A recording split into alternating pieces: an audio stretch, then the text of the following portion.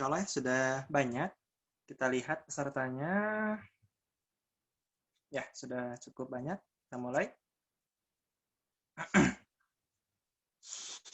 A'udzubillahiminasyaitonirrajim. Bismillahirrahmanirrahim. Assalamualaikum warahmatullahi wabarakatuh. Innal hamdalillah nahmaduhu wa nasta'inuhu wa nastaghfiruh wa na'udzu billahi min shururi anfusina wa min sayyiati a'malina. May yahdihillahu fala mudhillalah wa may yudlilhu fala hadiyalah.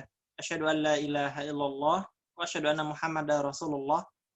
Rabbis shrah li sadri wa yassir li amri wahlul 'uqdatam min lisani yafqahu qawli. Allahumma shalli ala Muhammad wa ala ali Muhammad kama shallaita ala Ibrahim wa ala ali Ibrahim wa barik ala Muhammad wa ala ali Muhammad kama barakta ala Ibrahim wa ala ali Ibrahim fil alamin innaka Hamidum Majid.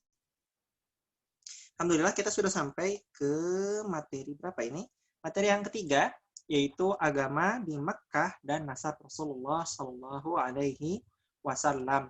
Maka saya ingin kepada teman-teman untuk mempersiapkan tiga hal ini yang penting untuk dipelajari. Pertama adalah sejarah Mekkah, yang kedua adalah agama di Mekkah, dan yang ketiga adalah nasab Rasulullah Shallallahu Alaihi Wasallam. Baik, insya Allah kita mulai ke pembahasannya pertama, yaitu sejarah Mekkah. Mungkin teman-teman sudah mengenal ya kisah Nabi Ibrahim dan Nabi Ismail alaihissalam.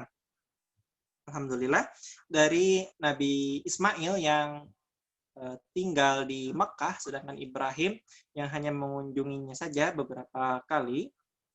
Nabi Ismail tumbuh menjadi pemimpin di kota, bukan kota ya, mungkin masih dusun mungkin ya. Mungkin dusun di dusun Mekah. Karena dulu Mekah kan awalnya tidak ada penghuninya.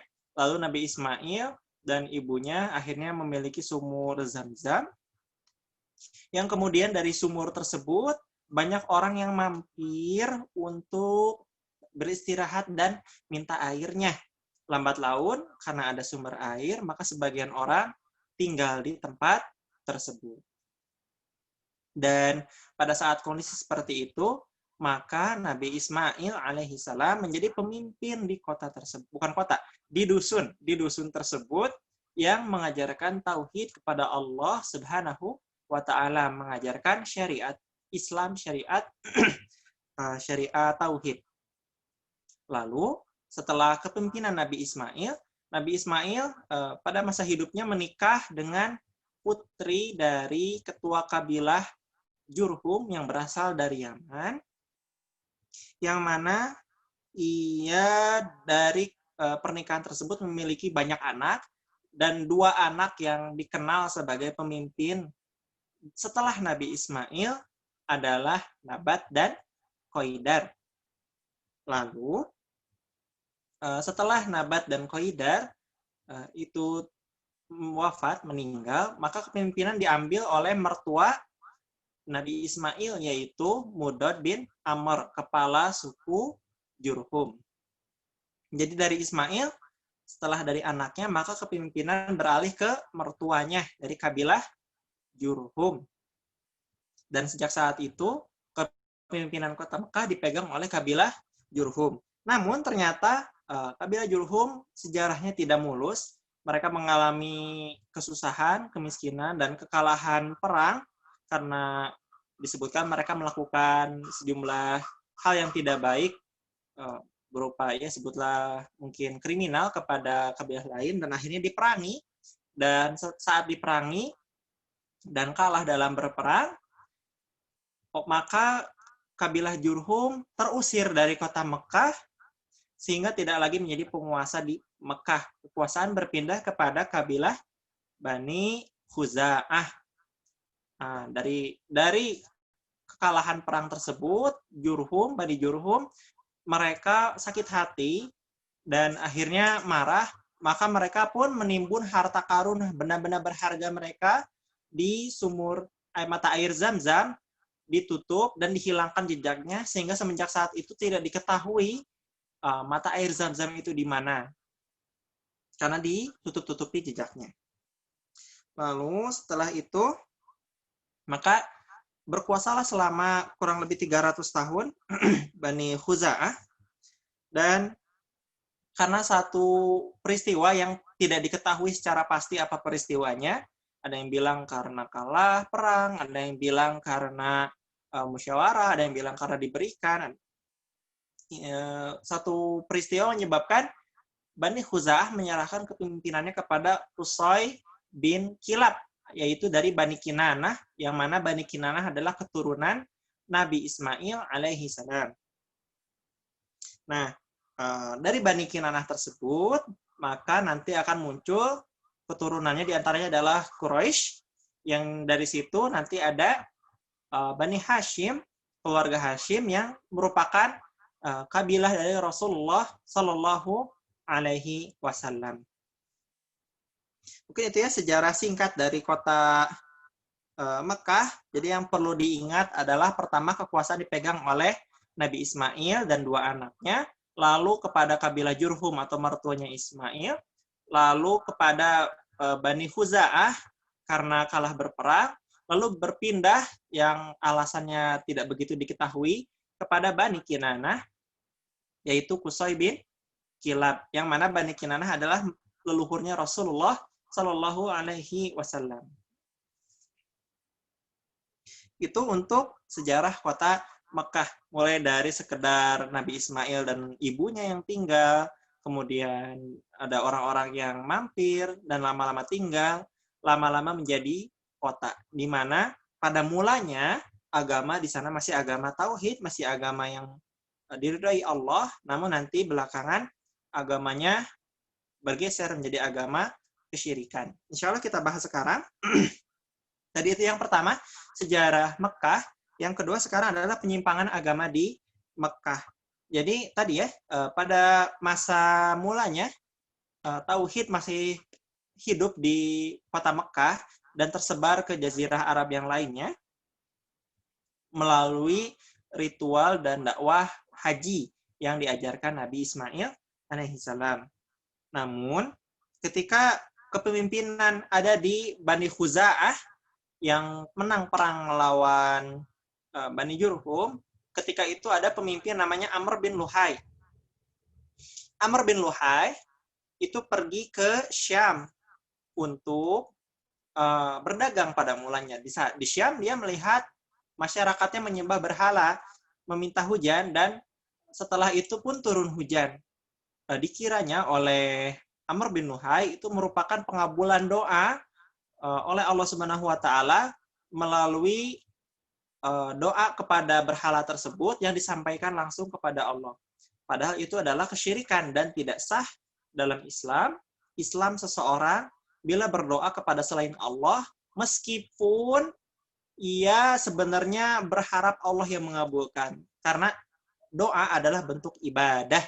Tidak boleh kita berdoa kepada orang yang sudah meninggal untuk nanti disampaikan kepada Allah, itu tidak boleh. Itu istilahnya tawasul yang syirik. Nah, nanti ada belakangan ada yang bilang tawasul itu boleh sekedar menyebutkan, tapi itu nanti ulama berbeda pendapat, saya tidak akan membahas ke arah sana. Tetapi tawasul yang mereka lakukan adalah berdoa kepada berhala, yang mana berharap supaya didekatkan dengan Allah sedekat-dekatnya, padahal itu adalah bentuk kesyirikan. Nah, berhala yang dibawa oleh Amr bin Luhai bernama Hubal dan disimpan di Ka'bah. Dan dari situ dia mengajarkan kepada orang-orang untuk berdoa kepada Hubal, yang nanti Hubal akan menyampaikannya kepada Allah. Maka itu adalah kekeliruan yang pertama. Namun karena sisa-sisa ajaran dari Nabi Ibrahim dan Nabi Ismail hanya sekedar kebiasaan-kebiasaan saja, tidak ada yang belajar sampai faqih, sehingga banyak masyarakat tuh ikut-ikutan. Dan Mekah ikutan, akhirnya Jazirah Arab pun ramai-ramai ikutan, dan akhirnya bermunculanlah banyak berhala di Jazirah Arab. Ada sebagian kaum yang dikenal sebagai Hanafiyah, Hanafi, orang-orang Hanafi, yang menentang kesyirikan di Mekah, namun mereka menjadi minoritas karena mereka bukan dari kalangan yang penting dan jumlahnya pun sangat sedikit sehingga diabaikan oleh masyarakat luas. Oke, lalu muncullah ya berhala lain seperti Manat di Musallal, Al-Lata di Ta'if, dan Al-Uzza di Wadi Nakhlah. Kemudian setan membisiki mereka untuk menggali lagi berhala-berhala kaum Nabi Nuh di Jeddah, yaitu Al-Wud, Aswa, Ayagut, Aya'auq, wa Nasra. Dan akhirnya mereka pun berdoa, berkurban, bersumpah, mengagungkan, menyembah kepada berhala tersebut, supaya untuk lebih dekat kepada Allah, padahal itu semua tertolak. Jadi mudah-mudahan teman-teman bisa paham ya, bahwa dalam Islam, berdoa, berkurban, dan bersumpah tidak boleh kepada selain Allah. Sumpah demi apapun, itu nggak boleh, harus sumpah demi Allah. Atau misalkan kurban untuk seserahan ke penghuni danau atau laut utara, misalkan laut selatan, itu tidak boleh. Ataupun berdoa kepada orang yang sudah meninggal, itu tidak boleh. Berdoa itu kepada Allah, dan kalau kita sampai ke pemakaman, maka kita baiknya mendoakan penghuni makam. Oke, kita lanjut. Bentuk kemusyrikan yang lain adalah bahwa saat mereka bersengketa, mereka bertanya kepada dukun atau kahin. Ada juga al-arraf atau tukang ramal, ada juga munajim, ahli nujum atau zodiak, bukan astronomi ya, tapi astrologi. Lalu mereka juga ada istilahnya tatoyur atau merasa sial akan sesuatu yang padahal itu tidak logis. Misalkan merasa sial dengan arah terbang burung. Jadi mereka lari ke sekerombolan burung, kalau burung-burungnya terbang ke kanan maka pertanda baik, kalau ke kiri maka pertanda buruk. Bisa ke arah burung ataupun ke arah gerombolan kijang. Mereka juga memutuskan sesuatu berdasarkan hasil undian azlam atau anak panah. Yang mana di dalam azlam tersebut ada kata ya, tidak, atau kosong, coba lagi, diabaikan. Jadi mereka memutuskan banyak perkara berdasarkan hal yang tidak masuk akal. Undian-undian yang dianggap sakral padahal itu tidak sah secara Islam. Mereka juga mengarang hukum-hukum dari ajaran Nabi Ibrahim alaihissalam. Di antaranya adalah bahwa berhala itu harus berasal dari Mekah. Maka mereka kalau keluar dari Mekah ingin berdoa, tidak punya apapun dari Mekah selain kurma misalkan, maka mereka membangun berhala dengan kurma tersebut. Lalu kalau lapar dimakan juga kurmanya. Jadi aneh. Lalu misalkan kalau mereka ingin tawaf di Ka'bah, maka mereka tidak dilarang oleh orang-orang Mekah untuk menggunakan pakaian di luar Mekah karena dianggap mereka telah melakukan suatu kemaksiatan dengan pakaian tersebut sehingga pakaian tersebut sudah tidak suci. Maka harus membeli dari Mekah yang padahal di Mekah sendiri dibeli dari tempat lain. Lalu akhirnya karena yang tidak sanggup untuk membeli pakaian, maka mereka benar-benar telanjang dalam saat tawaf berkeliling Ka'bah, laki-laki maupun perempuan. Mereka menganggap itu sebuah kesucian, penyerahan diri terhadap Allah, bentuk kerendahan diri, padahal itu bukan kerendahan diri, tapi itu memalukan. Allah mengajarkan dalam Quran, bila kita ke masjid untuk menggunakan pakaian yang baik-baik dan tentu saja menutup aurat. Yang terakhir adalah nasab Rasulullah Shallallahu Alaihi Wasallam. Nah, untuk nasab Rasulullah maka ada 3 jenis. Yang pertama adalah nasab yang Rasulullah ajarkan langsung kepada sahabatnya, yaitu dari nasab Rasulullah sampai ke Adnan. Saya sebutkan, Bismillahirrahmanirrahim. Muhammad Sallallahu Alaihi Wasallam bin Abdullah bin Abdul Muttalib bin Hashim bin Abdul Manaf bin Qusay bin Kilab bin Murrah bin Ka'ab bin Lu'ay bin Ghalib bin Quraisy bin Malik bin Anadar bin Kinanah bin Khuzaimah bin Mudrikah bin Ilyas bin Mudhar bin Nizar bin Ma'ad bin Adnan. Saya harap teman-teman bisa hafal setidaknya sampai Quraisy.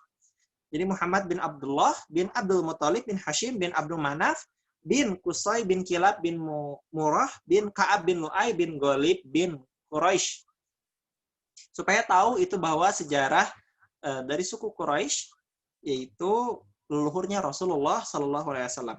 Kemudian riwayat berikutnya adalah riwayat dari Adnan sampai ke Nabi Ibrahim. itu ulama khilaf, maka riwayatnya tidak bisa diyakinkan benar, jadi diragukan kebenarannya. Itu dari Adnan sampai ke Ibrahim, sudah saya tulis ya, tidak perlu saya bacakan.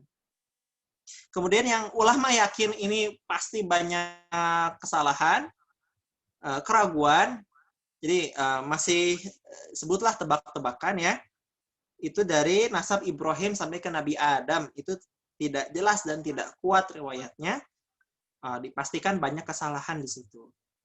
Mungkin itu ya materi sekarang. Jadi tadi sejarah Mekah, agama di Mekah, dan juga nasab Rasulullah Shallallahu Alaihi Wasallam, Muhammad bin Abdullah bin Abdul Muttalib bin Hashim bin Abdul Manaf bin Qusay bin Kilab bin Murrah bin Ka'ab bin Lu'ay bin Ghalib bin Quraisy. Mudah-mudahan teman-teman hafal ya. Oke, baik. Itu untuk live sekarang. Apakah ada pertanyaan, teman-teman?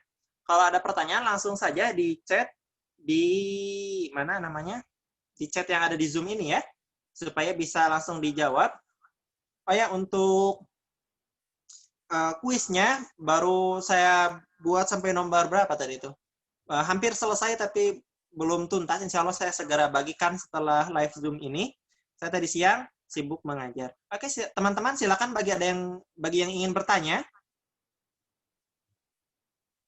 untuk segera bertanya di chat. Mudah-mudahan terdengar ya. Coba saya lihat. Iya, terdengar. Silakan, ada yang ingin bertanya?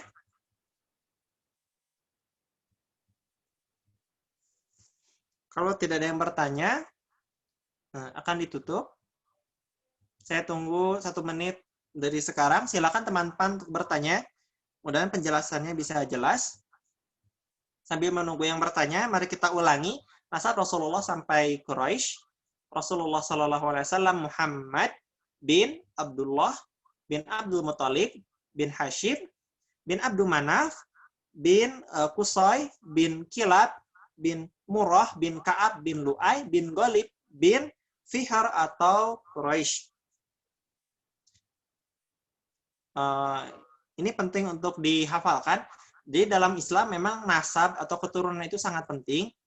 Makanya saya juga menelusuri leluhur saya siapa, istri saya juga menelusuri leluhurnya siapa, karena dalam Islam orang itu diselidiki juga kemuliaannya, termasuk dalam pernikahan itu melalui nasabnya, karena banyak kebaikan itu biasanya turun dari nasab.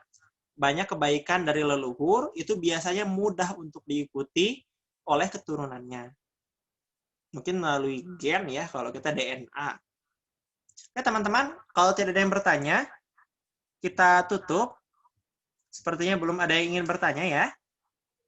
Untuk peserta intensif, selalu saya buka untuk bertanya di grup WhatsApp-nya. Kalau ada yang bertanya, silakan saja. Insya Allah akan saya jawab. Baik, kalau tidak ada yang bertanya, akan segera ditutup.